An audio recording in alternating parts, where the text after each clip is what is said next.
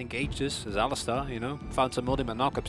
That's good, but with that state of the game as it was, that's not gonna be ever enough.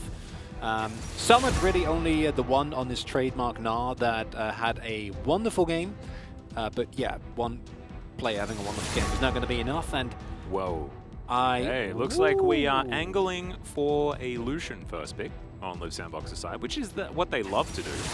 I actually think that they might go for the Rise instead. I'm sort of hoping so. Rise Evolution, yeah. We'll see what is going to be banned here. Maybe just kind of trying to force Tier 1's hand on the Rise ban. Yeah, also possible. Perhaps. Because you can also ban Lucian, and then if they ban Rise, you know, you can still look Viego, Diana, something like that. And if they don't ban Rise, well, then you first pick Rise, and you're very happy. Can also ban Rise yourself, but I think with how good Lassambo have locked in it, that's indeed not going to be the angle. Instead, the Leona is taken away from Keria, who had a great game on it. And there we go. There is the Rise ban. So, Lucian first pick. Easy peasy. Well, Viego also still available, and something that we saw T1 have a phenomenal amount of success with. Croco also the right kind of player for the job as well. So, still some options on the table as far as what they're going to go for, but the Lucian certainly has remained very, very high. B1 Gnar? It will be very Live Sandbox. I'm kind of hoping not, as the Diana first pick is going to come through. Very Nongshim here for Live Sandbox, as they are going to put Croco onto that pick once again. And not sure how I feel about it. I do like Diana paired with a lot more CC in their solos, so perhaps they could potentially go for something like that, but this will give T1 the Viego if they would like it. We'll see where Owner is going to go as far as locking away his next pick. Wouldn't even mind Keria just taking Thresh second round, and then you grab Jinx or Aphelios or whatever comes up, and you're super happy with how the thing goes. It's an easy points because it's Keria's Thresh. Yeah, and it's like, yeah, you can. I think you can in any draft, in any situation, always mention that, even when some of the softer counters to Thresh will already be locked in, just because you know what Keria can do. And it enables so much, and this is interesting because an early LeBlanc, I think, should be counted. Live Sandbox, however, have shown that they're not necessarily that often opting into counters, but if you go for a... If you go Gnar Lissandra here, your top side's looking very strong. You know what I like even more? What do you like even more? Gnar Malzahar. Oh! Yeah. Damn. Nah, I think Lissandra... What about Gnar Morgana mid? Yes. Let's go back to 2015. Yeah. That's way back. Hey, it was, you know, it was the first Faker LeBlanc loss. Yeah, no, I mean, I love it. I think it's great. I'm still kind of coming down from the amount of Morgana we saw at MSI, where the champion randomly got one of the best players in the game. Yeah, that's like that was not necessary. But I actually like Lissandra a lot more when it comes to combining with the Diana. But it will be Set instead. Yeah, we have to be careful. I think they're listening to the English broadcast. Got to make sure we give them good ideas, otherwise we might get blamed. Because that is CC and solo lanes and a Diana. So yeah, I'm worried. It's nice combos. Could still be a pick for effort as well. That's a gauntlet that you throw. And it is a counter pick into Gnar. That's another one, and also going to be able to even out your damage range just a little bit as well. Don't mind the cannon being utilized here, as it worked out quite well for Cannon in game number 1. And it also, I think Cannon stylistically is an incredibly good champion into Live Sandbox. Because Live Sandbox are just they're gonna draft dive. Right, that's their thing, that's their identity. When they look best, they get ahead and they dive. When they look a lot more rough, they get behind and they dive. And, well, that's going to be a Kalista pick, that's for sure. Archery is illegal in this game. That has been completely denied. No archery allowed. None. Both of them taken away. All right, let's see what the next round of bans. I wouldn't mind an Ezreal ban here from T1. Because keeping Prince as uncomfortable as possible is certainly going to be a good idea. Is a crossbow an archer? That's a great area. A crossbow, does that count as archery? Are you an archer if you use a crossbow? Because then you can have Quinn and Vayne? And Vayne and Triss, or not Trist, Twitch. Akshan as well. Yeah. Yeah. There's a couple of options, you know. There's a gray area there as the Callisto Benders come through. It's not archery because that requires a bow. So it's not archery. It's a crossbow. When you watched the Olympics, what were they using? Well, they're not using crossbows. Exactly. But I don't know, what would the word be for an archer? A crossbow competition. We need to have one of those. Crossbows are underrepresented as here is the Aphelios and Jinx Thresh. I think likely to be the answer. Yeah, that's a freebie. No. Has there ever? Wow, that was the shortest Susan hover that I've ever seen Effort do. He normally sits on it for much longer than that. Yeah, he really does. Wow, we are quick firing. And the Braum comes in. I think the Braum's really nice into the top side of Sandbox. Picking Braum into Fresh specifically feels a lot less nice. It's an okay pick. Does take away some of the agency, and as a whole, T1's composition, especially compared to the previous game, is not as well-rounded, I'd personally say. I think they lack engage to a certain extent if they do lose map control. Playing from ahead, this composition can do exactly the same thing. Almost impossible to move onto. As Sandbox, right between the Braum, Aphelios, his kiteback potential, as well as Viego and Cannon. That's a really tough ask. But the Liv Sandbox comp looking a lot more well-rounded. Yes, the top side can dive aggressively, but late game you can also just play out around enabling Prince. Yeah. And much more comfortable matchup. No more Callistas into Ashes. That makes me very happy, because this should at the very least be a more even game compared to game number 1. Yeah, I don't expect Prince to die level 1 in the jungle, and that is certainly going to be a phenomenal start. And I really like what you spoke about here, because you can play pretty divey around the mid-game. Super Mega Death Rocket as well as the Moonfall is a phenomenal combo for just making sure that you can get initial damage down. So the Wombo is certainly there here for Liv Sandbox, but like you say, you can switch to more of that peeling playstyle for things like the Set and the Gnar. So should be very interesting. The pick potential in the mid-game here for the T1 composition is something that we should not underestimate, though, and their ability to potentially snowball, especially on the back of this Viego, should certainly be something that we should keep in the back of our mind. So let's see how T1's going to be able to do it. Their macro control and their tempo advantage in the last game certainly saw them through, but will they be able to get that level of control now with a clean slate for Liv Sandbox? Oh my god. You are a wizard. What did I do? Look at Carrier's Keystone. Oh. It's there. It's there. I was like, wait a second. I don't think I predicted anything. But yes. Yes, you have. Yeah, there we go. It's a game early. This is Carrier saying, like, anything you can do, I can do better. You know?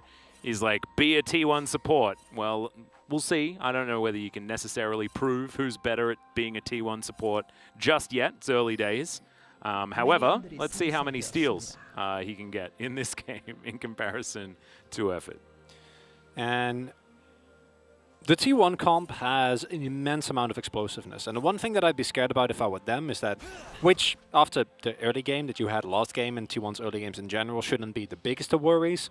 But if you lack the necessary burst damage to actually blow up people with your LeBlanc and your Cannon, then Viego doesn't really get that much done, and there is definitely an amount of time where Teddy, unlike with the Ashe, is going to need time to skill up, right? He's going to need time to actually hit his item spikes. It takes a little bit longer for them to actually get to a point where they're going to feel comfortable, as Leashless start here for Ona means that Prince and Effort going to be a little bit behind. I think Prince got the experience for that minion, so shouldn't feel too horrible, but still control here available for Teddy. Yeah, it looks like it based on that experience bar. We will have to see. So we'll check out some of the win rates here. Teddy, first game on Aphelios so far this season, is quite interesting, but we know that he's played a fair bit of it. His carry's going to get flayed. He's going to answer back rather nicely. Meanwhile, Teddy just clearing out that wave, looking for that level 2, but it is going to be Liv Sandbox that do collect it first. No actual engage to come through on that one as the hook going to miss. The Unbreakable was there regardless. And with both junglers pathing topside as well, also expecting to see a similar style of game where it's going to be all about the topside. As I think that last game we saw that it was honestly, outside of course the advantage that were already being accrued across the map by the entirety of T1, specifically Teddy and Ona. Yeah, I don't know. That's not bad. No. It's, you know, 82%, that's Certainly That- not is the that- 100% that it was, you know, at the beginning of 2015, but still, it's pretty good. I'd How, say it's how pretty dare he, Atlas? How dare he drop below 100%? And also, as far as LCK win rate was concerned, it took a little bit longer than that for that 100% to go down. As Ono should be able to pretty comfortably collect himself this Rift Scuttler, but it is in full vision of Liv Sandbox, and they are going to answer by taking a Rift Scuttler of the bottom side of the map. And this is the last time it was done by Teddy and Carrier, and this time it's done by Effort and Prince, so that's a nice pivot. Last time it was a really bad feeling for Sandbox, and it kind of ties as wow. That's Yeah. 2 great win streaks. Yeah, we are win streaking pretty hard for both of these 80 carries, and one of them is going to have to lose. And as we have a look, history states that it should be the Aphelios. Yeah, makes a lot of sense, right? Jinx outranges the Aphelios, takes away a lot of the potential for him to go full 200 years, as we know he loves to do. Requires a little bit more proactive play into him for that to really be a thing. And Jinx can also team fight, especially with a Thresh. Fate in a bit of trouble. Sidesteps absolutely everything, though, as they do manage to get the concussive blows, but Fate's like, nah, I got the pit grit. I'm going to be absolutely fine. Nice dancing shoes here from Fate. He's dancing, Atlas. That was very impressive. Doesn't even the boots yet. Of course, does have fleet, so marginally more movement speed. So maybe the dancing socks. Is that what you're saying? Yeah, I looking at the icon, I'd imagine that fleet is like an enchantment, right? Or it's like a kind of a what is it really when you get fleet footwork in your rune choice? Like, what does it do for you? Does it give you boots? Does it give you just better feet? I don't know. No. It's an interesting question. This is something that we will need to go into more, but perhaps maybe not at this time. I'd say so. Yeah. Of course, the interesting thing is that the amount of pressure that's being soaked by Liv Sandbox is very different from the early game, and now Fate. Yeah, Croco looking to make his way in. No more face breakers available, and the showstopper not there just yet. Just to let you guys know, the stats that we're showing for these matchups and things like that is based on the summer season, as Fate might just die here. One more auto, the flash, but the auto is already in the air, and Faker will get the first blood solo kill this time around. Caught on too long on that Haymaker, and without that, a lot of your survivability just immediately gone. Faker finding, honestly, an effortless kill. Felt very nonchalant, just throw in the auto, doesn't even have to use his summoners there, and it's exactly those type of kills you can't afford to give over, because I think one of the things that as Liv Sandbox you were looking for was a relatively uneventful early to mid game, and then find a good team fight, you know, get that Maganar, get a 1-2k gold lead and snowball the game from there. When Faker's getting early kills on LeBlanc, it's not a good look. Yeah, Fed LeBlanc can also skew an entire game, as we're going to watch Faker 뺐어? navigate this one. 살았어. And it's sidestep into, lands the chain, skirts it past the 미드 minion. 잡았고 미드 노플. 뭐하노? Got mid. 나이스! No flash. What are you doing? That's what he said at Good. the end there. 나 6분에 방풀. I hope that you guys could hear the Korean casters in the background there, losing their minds. And that is exactly the type of thing that I think from Fate. Ooh, Summit. Yeah, slicing Maelstrom. Just going to be softening up Summit here just a little bit. Just tells him to get out of his lane. It's a bit of a get off my lawn type play there, as Liv Sandbox going to take away yet another Southern Rift Scuttler. As Teddy just uses the last of his Calibrum there quite effectively to get some poke damage down. And it's also something that I traditionally wouldn't expect from Fate. I think when you levy criticism at Fate, it'd be more towards his sometimes inconsistent late game. But his laning phase has honestly generally been super solid. Has been able to match with the best, never really lose lane, find good skirmishes together with Croco. And the one kill on LeBlanc is not a disaster like it was in game number 1, right? It's a minor gold lead. It's something that as T1 you're going to be very happy about because it gives you just that extra edge when you set up vision traps for Liv Sandbox. But it's not insurmountable. But it is the type of moments, I think, as Liv Sandbox also kind of are going to get in your head. Yeah. You know, like just getting killed like that, giving up such a freebie, honestly. And Fate. Yeah, Faker fishing for yet another chain, but Fate pretty close to his turret this time around. He should be okay. Is Teddy and Carrier looking very aggressively postured here on the bottom side of the map on Live Sandbox. They know that Faker and Owner are both out of position, and Prince is just dead. Carrier going to be able to stand beside his jungler, and Teddy moves out of the turret range. The minions still there, and this is going to be a fair few plates. As Shelly will go over to Live Sandbox, but how many plates will T1 be able to collect bottom side as their reward? And they might not even get Shelly. Yeah, okay. Got a bit of a teleport coming through here from the keystone of Carrier. So he's going to turn up. Cannon's going to have to flash away pretty early, though, as Carrier's going to surprise them by popping towards this Baron pit. Now moving potentially away as Croco. Moonlight Vigil going completely wide. The Moonfall, I tell a lie, is now Summit. He's going to have to get out of there. T1 immediately on top of him, though, as Cannon just blocking the rest of Liv Sandbox out of the area. He will sacrifice himself for it as Faker just watches as the hook doesn't connect. And now he's got his cooldowns back. Heartbreaker comes forward. Effort going to be taken down. And now it's just the resets to come through. Faker collects another kill, and Sandbox are falling apart. And that started out relatively well, but with the showstopper being used in an attempt to immediately assassinate Kana, you need to cash in on that. But instead, you get surprised by, of all things, the teleport from the Brom, which, that's a shocker. That certainly broke my brain at the beginning of that fight. Yeah, it did. And here you see the value of the pressure that Faker was able to have in that lane, right? Because he's able to get that kill, you're able to get bot side vision control, you're able to get the shove. And because you get the shove, even with a relatively minor wave getting thrown down into an AD carry that has decent wave clear, they don't have time to clear the wave, right? So the 4-man dive is successful. And then Croco, if you're able to hit the ultimate, you might be fine, but honestly would have liked for him to wait a little bit longer. Not quite coordinated with Summit, because Summit's Nars have been so good. And if you can combo that, you can win this fight. You see even here, it's relatively close. If that hook hits on Faker, that might turn it around, but instead they overchase. And that's where the power of the Viego de LeBlanc and the Brom really shines. Yeah, as soon as one domino falls down, it's just so easy for T1 to follow it through. 리콜하다. Still spellbook.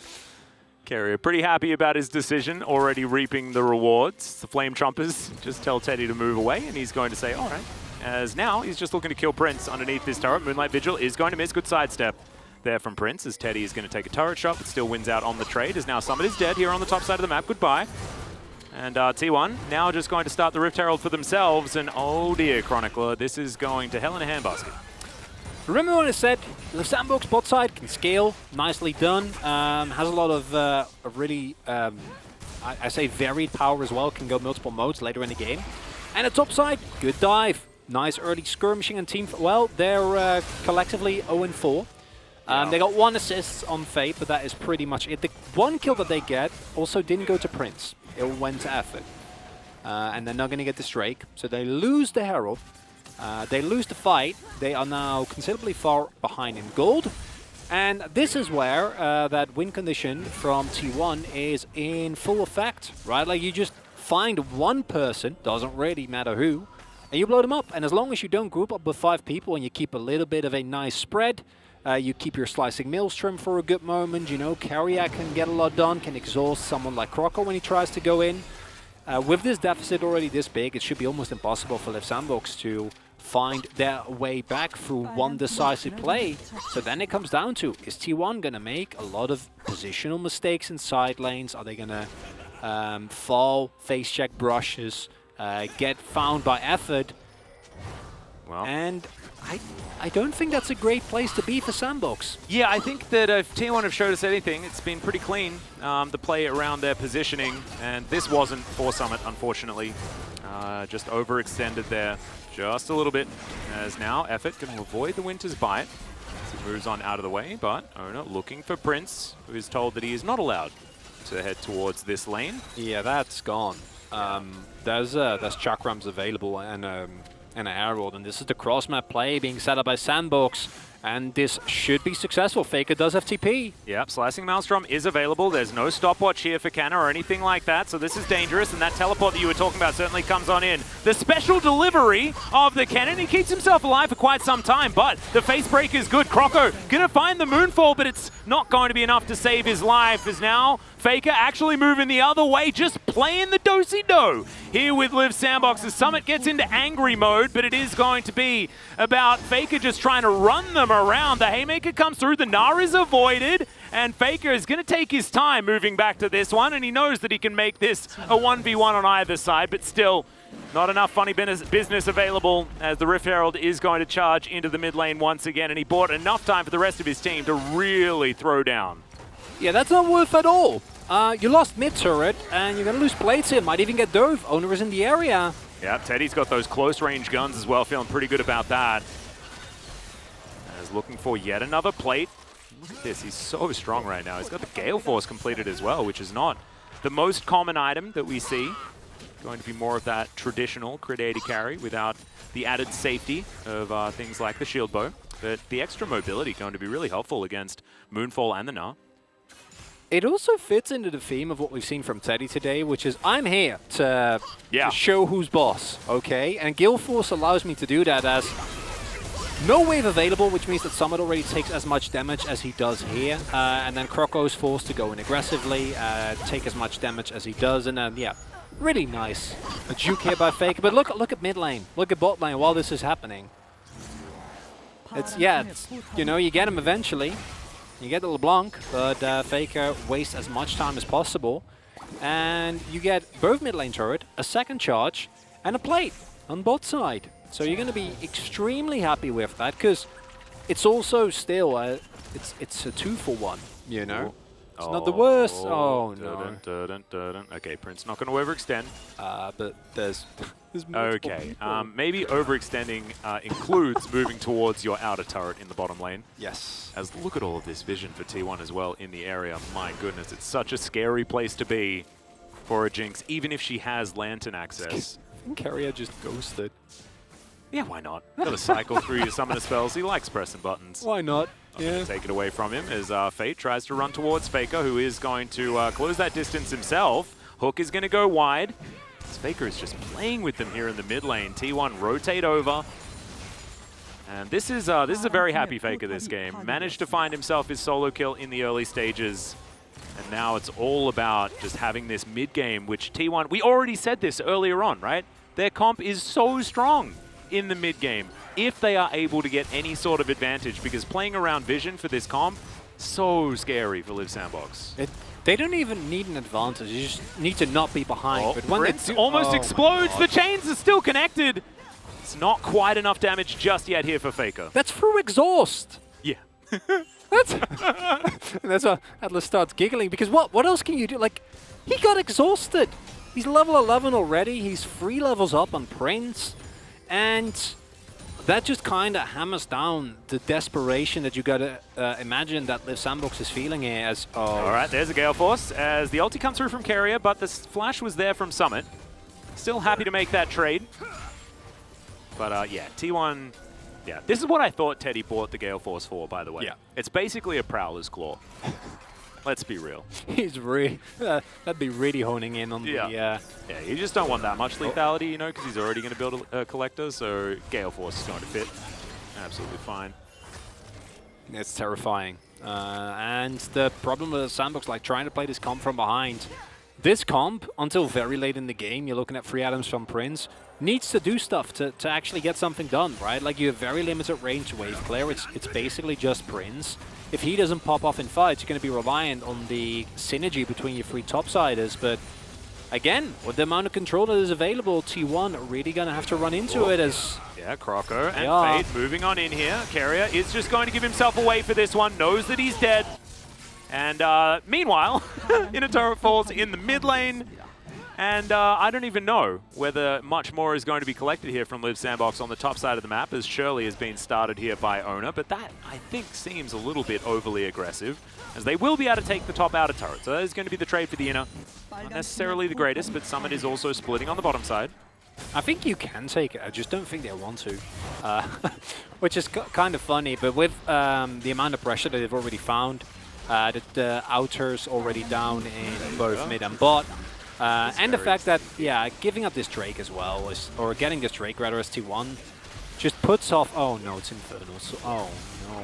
That's going to break down some of the walls here as T1 moving on in. Not going to be able to steal away Shirley, but now they're just going to guard the eye as best they can. And Live Sandbox, they're not allowed into this river. This is T1 territory. And it's just not going to be a thing. So the eye's looking around. It's like, where are my owners? Where's my family? They're not coming to collect you. I'm sorry. You're going to have to go back to the void. It's just the saddest. Yeah. Actually, is it sadder than being, you know, taken and then forced to throw yourself into a turret? Yeah, I don't know. And maybe going back to the void is exactly where the Herald does Going want back to to go. your family? Yeah. I don't actually know what's in the void. I would assume not much because it's a void. But No, there's you know, there's all sorts of monsters and yeah, Kassadin. yeah. Isab spent a little bit of time there. there. Yeah, comes to mind as well. And a cute note there, I think we're going to go back to the carrier play. The reason why carrier doesn't get away here is because he doesn't have flash. Which is kind of ironic, considering he just used flash in an attempt to kill Summit. Yeah. And it's something that we've seen from T1 already in the previous game as well. Obviously, that one was basically won when Teddy decided to flash over a wall. But it's these little moments that, to me, say that T1, they feel like they're in complete control of this game. I don't think you make those plays if you're like, we need to play this 100% clean, right? Like, no way, we can't give up any advantage for free. That kill not going to mean anything in the grand scheme of things, but the fact that Carrier is willing to flash that far forward on Braum, a champion that just doesn't have the greatest of engage, is a clear sign that they're having a good time. Also, Carrier's cleanse, by the way, just making sure that everyone knows that. Yeah, he does now. Now he can cleanse and stand beside his teammates, and he's going to be absolutely fine. That exhaust going to be there as well in case Croco decides to dive on top. Certainly a fantastic tool there. It's now T1 trying to work out where their next port of call is going to be as far as putting on the extra pressure. It's currently 4,000 gold in the lead. Things going swimmingly here for T1 in game number 2. Wasn't expecting a 3-0 for this one. But T1 certainly coming in looking like the strongest team so far today. Hoping that we can see Live Sandbox try and turn this one around, try to come alive here in this series. There's still an opportunity in this game, but they do have a tall hill to climb as Canna finds Fate, gets a bit of damage onto the set. And I think that opportunity to get back into this game for Live Sandbox is the Baron. That is basically the only opportunity. There have been many a Baron throw in the LCK. Just, I mean, in general, in League history, you know, there's a lot of them. And in this scenario, unlike last game, I think that T1 at a point might get seduced into trying and go for a greedy Baron. And I think that turn, not as good as it was. I think it's harder to move into them because of the Braum, the Aphelios. And we've seen teams just set up shop. Nongshim did this yesterday, where they just like, yeah, just come into the Baron pit. It's okay. It will work out for you. Because that's where Live Sandbox, I think, have an opportunity. Then maybe you can get multi-man combos. You can try and get Prince to pop off once he has his second item available, at the very least. Ideally, you want third, but I don't think that Sandbox is going to get that much time in this game. So that Lord Dominic's possibly not going to be within reach. So then as T1, if you just play that cleanly, you have good control of the area, and you get off Baron soon enough to try and turn, I think it's really hard for Sandbox. And T1 are playing accordingly as well. Yeah, no, this is very impressive here from T1, as Croco just going to spot the fact there is a bit of a turret there sitting in the brush. Summon in Meganar, going to be a difficult one to dive, especially with Croco there to assist, but you can see T1 have just claimed all of this vision towards this top side. If they win a fight, it could just be Baron. Remember, Teddy is very strong in this game. With Sandbox, 4-man strong here underneath their turret. They don't have the set, but he has teleport available. T1 just playing with some smoke and mirrors. They push that wave in, and they decide that they're not going to push their luck. Mid lane once again going to be tended to. Faker going to be able to do that as he spots the rest of Live Sandbox. Pokes his head in and says, well, that's a few too many. Just saying hello. Yeah. And yeah, now you had the 2-item spike on Teddy. Yeah, oh yeah, you can't fight this as Sandbox. I'm like, yeah. maybe the 2-item. That was a Aphelios, big reset. Yeah, and then it's like, oh, Faker is on. Oh, owner got yeah, no, that is not fightable. That is not an objective you can contest. And I already made a bit of general unhappy noises when we saw the Infernal Soul. And the reason for that is that Infernal Soul on a Fat LeBlanc or a Cannon or an Aphelios anyone that does damage. Yeah, it's not very fun to play into, and it's also less space available for Summit to make the big plays, right? Look at the spaciousness that is now here for T1. Drake's getting started up. Yeah, Fate looking over to the side here, looking for Canna, finds him, knows that he was going to be searching for a flank as well. As you can see, the Dragon just running between his two potential masters. It is going to be secured by Prince, but the Moonlight Vigil will connect. Glacial Fissure comes down, but the follow-up is not great, and T1 just going to have to let them get away. Good disengage here and good denial from Liv Sandbox. A lot of respect there from T1, now trying to get the macro play by rotating towards mid. Can definitely get a shove on this mid wave if they want to play it a little more greedy. Won't. Instead, gonna take control of the Baron Pit. Don't expect they'll actually try and go for an attempt to take it. That is a lot more risky. And you see that Liv Sandbox, they still have an amount of engage that needs to be respected. And unlike last game, yes, a 4k gold deficit is a big one, but it's not an insurmountable one, right? No. And if T1, if you just group up there and you get baited into trying and contesting against a Summit or a Croco that finds a multi-man play, then you're still in deep trouble. Yeah, especially once Prince gets some items. But right now, he doesn't necessarily have them. Hasn't hit item number 2 yet. We're going to be waiting for 3 before it really, truly comes online. And even then, it might not be enough, given how decelerated he has been with all the pressure that T1 have put on bottom side as carrier. Going to face check here just a little bit. He's going to continue forward. Owner is in the area. They get the flash out of effort. The chains are going to connect. Now looks for the hook, but does not find it. Faker diving in once again. As, oh my goodness, the poke damage is ridiculous here. As T1 will bully them out of their own jungle here on the top side of the map. Really nicely done there as well. And yeah, Summit tries to do as much damage as he can. A little bit stronger now with the Black Cleaver finished, so will augment the damage for both Prince and to a certain extent Fate, but that's not going to be it, right? You just need to be there with 5 people and you need to get the combo. There is no other way around it for you. The nice thing though is that with Liv Sandbox getting that Drake, they bought themselves at the very least 5 more minutes. Yep. And that is time that will allow Prince to get into a position. And one thing that we didn't get to see in last game, because it was over very early, is how tenacious Liv Sandbox is. Right? And the series to Nongshim comes to mind, where it was just, they would not give up. They were as tenacious as they come, and that is something that in this game, with T1's rather limited engage, barring blow-up potential that Faker has or a flank from Kana, is a little bit more of a nuisance to deal with if Liv Sandbox play it very close to the chest. Yeah. Liv Sandbox being able to pick up that Drake has the other effect, the added effect, optimistically speaking, of them now potentially stacking up 4 of them, which would be very, very scary if you were T1. Right now, that's not looking like it is in the realm of possibility. But, well, actually, no, it's in the realm of possibility, just hasn't made it to the room that says probability on it just yet. They're still in between rooms as far as that is concerned. Yeah, I think possibility is like the foyer. That's also a much larger area of the building. Yeah.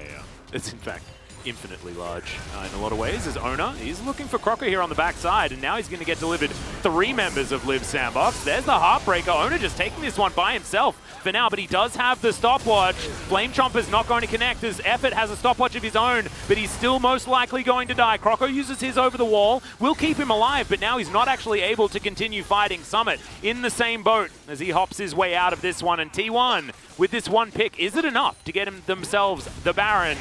And Teddy with that Crescendum Severum combo. That's a lot of Baron damage. Looks like they are going to go for it.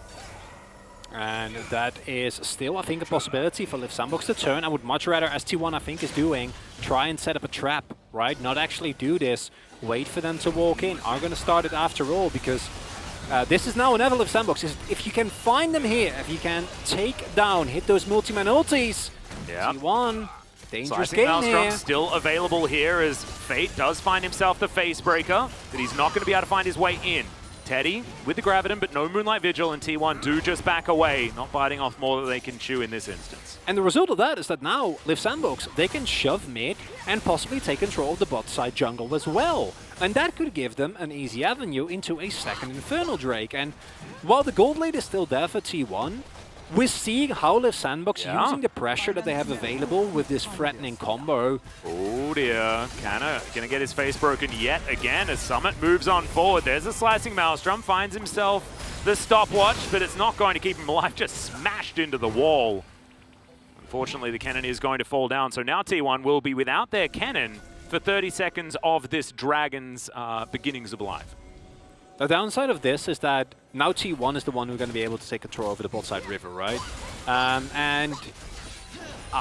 Liv Sandbox, yeah, they make the call to try and keep pushing a little bit, sending 3 people back. So they're just going to give up this Drake and try to get themselves back in a better position gold-wise. And looking at Prince's items, more global gold I think is good. Because while it's still, I think, a relative long shot, with Prince sitting on a 3rd item, that fight in 5 minutes all of a sudden feels a lot more winnable. The gold lead has shrunk to only 2k. No, I agree. I actually think that it was smart. You know, cut your losses, assume that you're not far ahead enough to really want to go for too much more of a fight, but maybe you're going to be able to find something as the lantern going to be very valuable. Prince avoids getting that last auto through. Ono was desperate for it. Still not enough to win them the team fight. And the amount of damage that was soaked here by Effort before it actually does is insane. Also takes a Moonlight Vigil to the face, uses his stopwatch, dodges a lot. And honestly, I would have rather seen Sandbox make a play on the Dragon here. I think that the play that they went for now is high risk, high reward. Because if you win that fight, you're golden in 5 minutes. If you lose it and you give up the Infernal Soul, that is basically any possibility for you to win the game. It's kind of gone. Because once Void stuff is finished for Faker and he has an Infernal Soul, you're not going to live. Doesn't matter who you are. Doesn't matter that you have heal available or a fresh there with you. Unless you have all your summoners, you know, then you can probably survive one jump in. But it's not the craziest place to be. So high risk, high reward from Liv Sandbox. Because now trying to put themselves in a position to win the subsequent fight, turn that into a possible Baron. And ST1, we mentioned earlier, and we're really seeing it now, is that their ability to turn, not nearly as strong as in Game 1, and that Leona ban actually paying dividends, because even with how good the Braum is, it's much more of a reactive pick. No, I agree. I think you're exactly right, and I'm looking forward to seeing how T1 are going to be able to try and navigate this one. They've managed to hit the Infinity Edge spike a little bit earlier, as you would expect, given the fact that Teddy is about 1,200 gold ahead of Prince.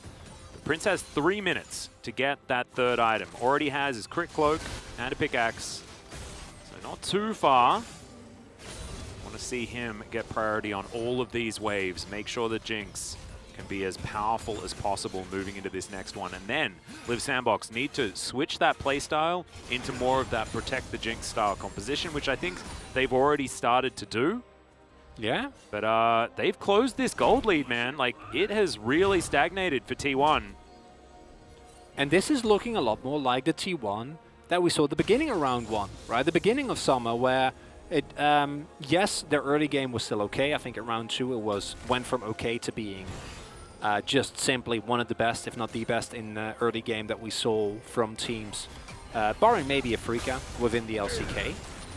But this lack of activity and being relatively low pace, if they don't find big leads and run over the game, is something that in longer games, T1 have actually faltered the most, I feel like. It's where they kind of lack the conviction that a team like Liv Sandbox, they have it in spades. I call them tenacious already, and you can see it here as well. Because Prince, in 2 minutes, I guarantee you that Infinity Edge will be finished, and that's the point where a Jinx can just start taking up fights completely. And there is a lot of ways for T1 to mitigate that. There's a lot of ways to kill the Jinx.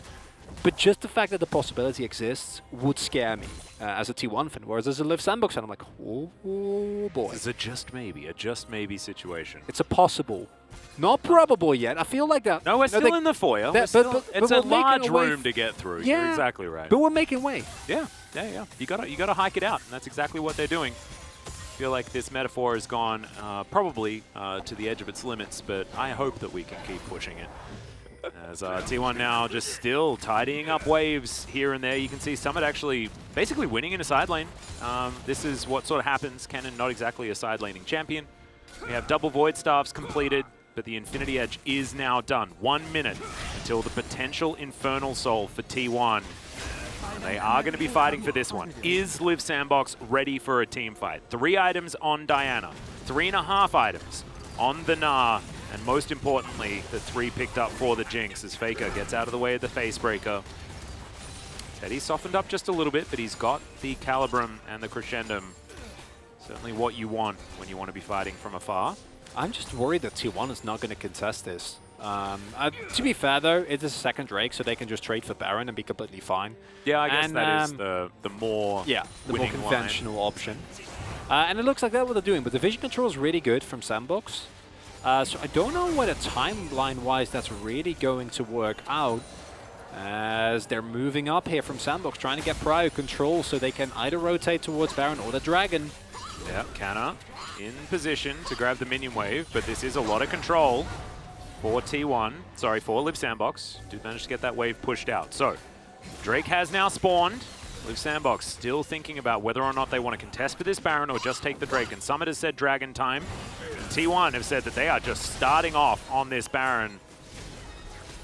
Super Mega Death Rocket will spot it out. And Canna waiting over to the side. So second Infernal does go over to Liv Sandbox, and T1 feeling the pressure. They want to be able to take this one. They burst it and stolen! This is the team of Steelers, and it's going to be Croco's turn this time. And now T1 try to look for the fight to salvage it. They take down both. As now the dive on forward, the Superplex is good from Fate, but he may just die, as Summit is the last man standing that has a Baron wrapping around him. I say that a little bit ahead of time, but I don't think Fate's going to survive this one. And that's exactly right. He goes golden for a moment to buy some time for his Gnar. He is still going to fall down, so that is one Baron, but it's a good steal there from Liv Sandbox that deny yet another opportunity for T1 to grab themselves the Infernal Soul. The downside, of course, is that while you get the Baron, you give up basically everything. And now T1 with the counter push, death timers are pretty long at this point, Atlas. Yeah, we are 35 minutes into this game, so Teddy should be able to start ripping through this inhibitor turret. And it's basically an afterthought. They're going to back away before taking down the inhibitor. 2 inner turrets remain in the side lanes. T1 probably going to tidy up that area of the map in the meantime. So let's check this one out once again. Croco, bit of a hero play here. Yeah, it's a beautiful play. Vision provided by Prince, and then Croco going in very deep, able to get that. But then the problem is, now he's stuck there on his own. Really nice zoning by Kana, even with the exhaust. Prince and Effort immediately taken extremely low, which means the cleanup for Faker and Ona is easy peasy.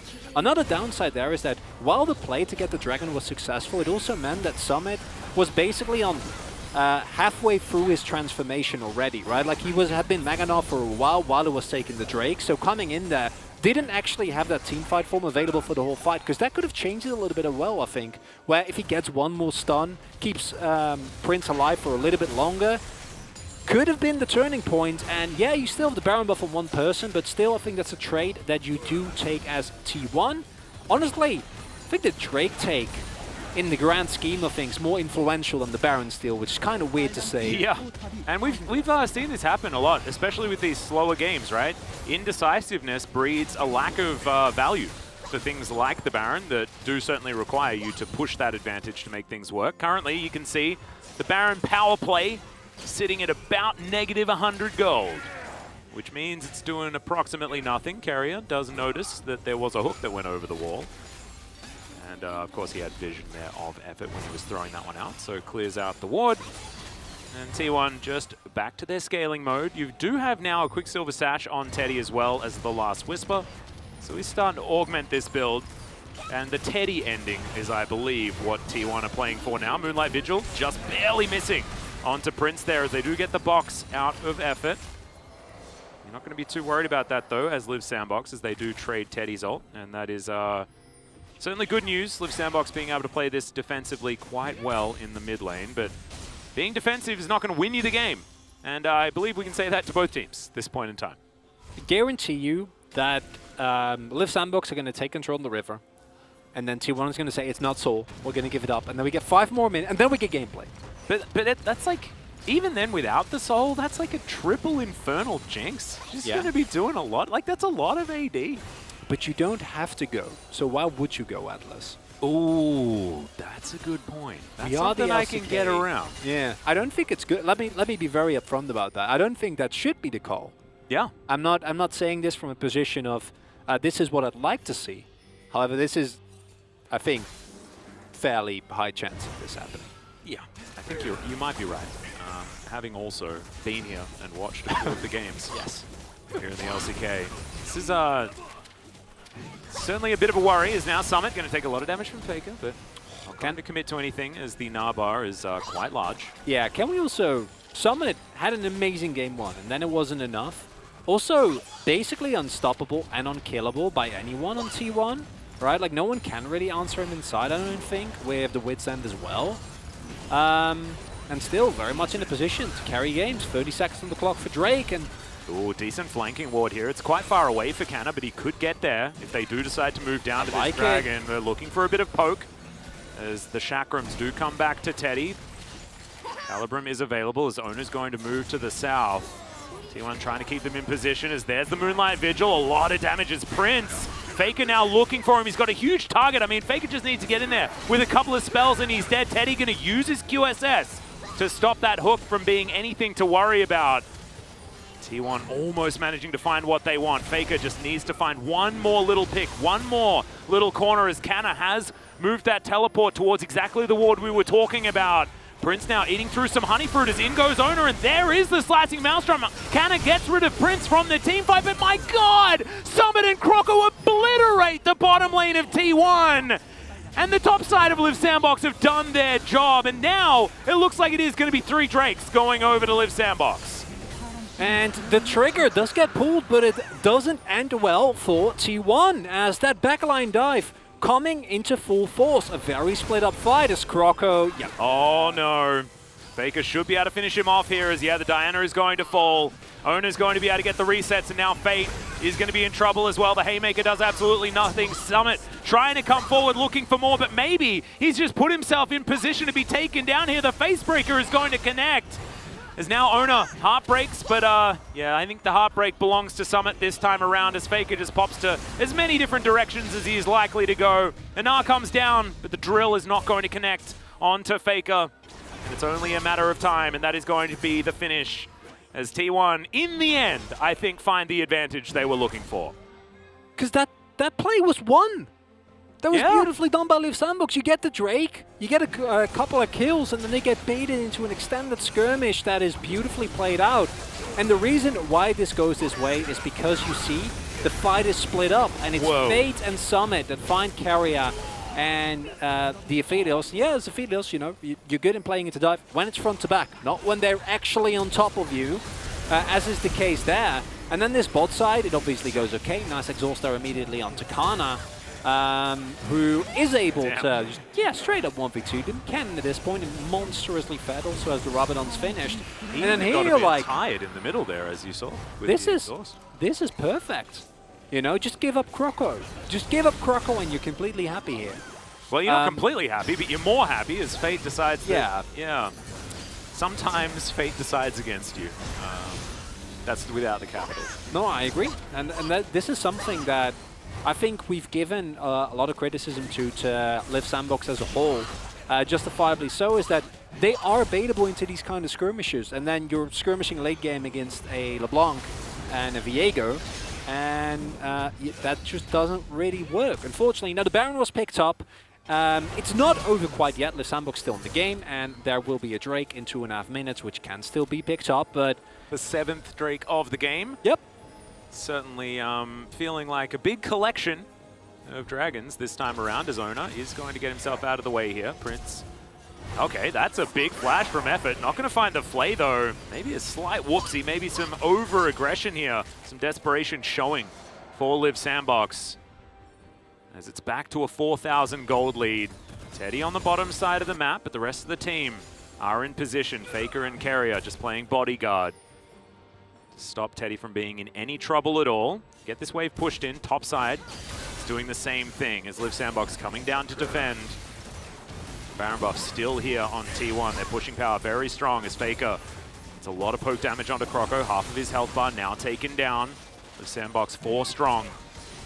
Down here, should be able to defend. Stop this inner turret from falling. And we talked about the lack of power that Liv Sandbox have available when they're playing defensively and their relative lack of ranged wave clear. As long as Prince is in the lane, obviously Prince's wave clear is nuts. The sieging for T1 is also not great unless you find damage like that. Yeah, Moonlight Vigil comes down. That is a lot of damage. That's going to be enough to grab themselves this inner turret. T1 didn't have to invest too much towards that one. Love that play. Almost unanswerable here by Liv Sandbox, as Prince just takes too much damage if he's caught in the AoE. And now if you get the topside inhibitor and you keep poking away with Faker, setting up for this next Infernal. Yeah, it's a bit of a roundabout way as T1, but as long as the end result is good, I don't think you're going to complain. You got to imagine as well that as Liv Sandbox, if you lose this one, it's going to feel bad. Double teleport coming in. Yeah, fate might be met by T1 though. All 5 members now just collapsing on top of him. The Mimic Distortion will get Faker in there as he moves back to the first one, then the second one. And he is going to be able to at least deter Fate from getting on over there. I was a bit scared for the Liv Sandbox mid laner, but survives in the end. Not going to get routed by T1 at this stage. 45 seconds on that all-important Infernal Soul. And this is a soul for both teams. Now, Liv Sandbox have earned themselves a reputation of being stealers, thieves here in the LCK. They are so good at winning those smite fights. Can they get in there? Will it be Effort that somehow does it with a flame-powered auto attack? Or will it be, which is more likely, Croco getting through and stealing another one here this game? As maybe, just maybe, that's what they're going to have to lean on, as Faker has done so much damage this game. 11,000 more than the second highest number, which is, of course, Canna. Impressive performance here from the man in the mid lane. And while the Jinx is online, also went for Maul, so as your main win condition here, not a good place to be. Oh no, Moonlight Vigil actually coming down as well, as Teddy's just said, no, get out of the way. Effort loses the majority of his health bar just from Teddy. Pressing what, like a Q button? An R button? That was it. Didn't even need to auto him. Liv Sandbox licking their wounds are going to back away. There's an open inhibitor in the mid lane. The Baron's up in 2 minutes time, but T1 shouldn't need it here, as they've just pulled that tempo advantage that we talk about. They've got themselves the Infernal Soul, and now they're looking to just rid the base of any of these turrets and inhibitors.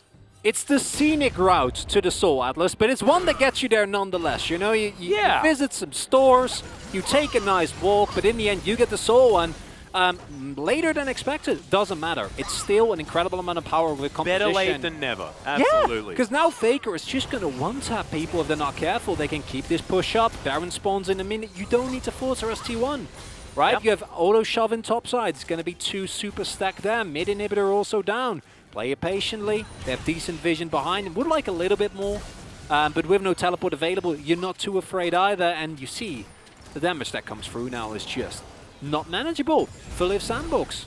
Yeah, I think the patience here from T1 definitely warranted based on how the mid to late game transition went for T1. It was a little bit rough, but now they've once again grabbed the reins of this game. Carrier puts up the door. Now, how do T1 break this one open? Well, the first answer is going to be, let's throw as many minions towards this Nexus turret as we possibly can. Thankfully for Liv Sandbox, there's no wave here while they're sent to defend, and they keep that Nexus turret alive by just a sliver. They are barely holding on. We are getting towards one team fight, one victory type scenarios, though. You know, like, I don't know whether Liv Sandbox can win off one of them, but if they barrel down mid lane, there's no inner turret to worry about. No, normally, in a normal game of League of Legends, you'd hit that 10 minutes ago. Yeah. But we are a special region, Atlas. Well, Effort may just die. No, has himself the shield. He's going to be okay in the end. My goodness, throws down the redemption for himself as well. As Croco going to suffer a similar fate. As I'd probably write down Faker's POG on I already T1 pod card. Don't worry. Okay, beautifully done. As that has just given them a Baron. Because now without Thresh, how are you supposed to actually approach? It's the sitting duck, and that is a very comfortable Baron. Of course, I think the condition of the map was also one of the large reasons why that Baron was free, as well as the Infernal Soul that T1 has. So, an extraordinarily firm leading position It's 3 minutes left on the Elder. I mean, does T1 wait for that one? You're not going to be able to use your Baron if you're going to wait for it, though, because I have a feeling this Baron push should be able to win you the game. But Baron doesn't guarantee you win fights, though, Atlas. So you need, surely you need Elder. And then if you wait long enough, you can sync up Elder and Baron, and then you can get both, and then you should definitely be fine. If you want to take it safe. Yeah, if T1 are having flashbacks, is it flashbacks to the Jin Air series, or is it flashbacks to the Nongshim series? Yes. Yeah, I agree. It's touche. Yeah, it's probably a lot of those. And also, let's not forget that T1, in their heyday, and this is of course very, very far away, but they were the most notorious for turning these exact type of situations around. Yeah. And I gotta imagine that's also the fear that you have here, because even with the deficit, everyone is basically approaching full items. The power of Live Sandbox is still something that you need to respect. But you see here the shoving power coming through. I don't know if they can handle it as Sandbox.